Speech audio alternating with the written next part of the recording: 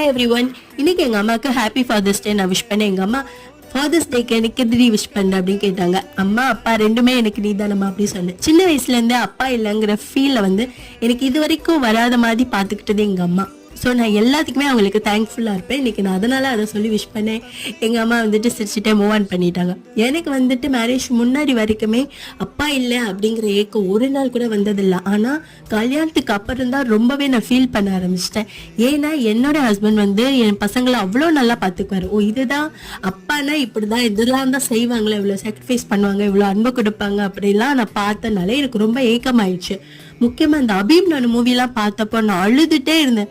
இவ்வளோ பியூட்டிஃபுல்லாக பியூரான லவ்லாம் அப்பா கிட்ட இருந்து கிடைக்குமான்னு நினச்சப்போ என் கண்ணெல்லாம் ரொம்ப கலங்குச்சு. 2 நாள் நான் அழுதேன். இந்த உலகத்தில் இருக்கிற எல்லா தந்தையர்களுக்குமே இனிய தந்தையர் தின நல்வாழ்த்துக்கள். உடம்பு சரியில்லாதனால வாய்ஸ் ஒரு மாதிரியாக இருக்கும், அதை மட்டும் மன்னிச்சுக்கோங்க. அடுத்த வீடியோவில் பார்க்கலாம். Bye, see you, take care.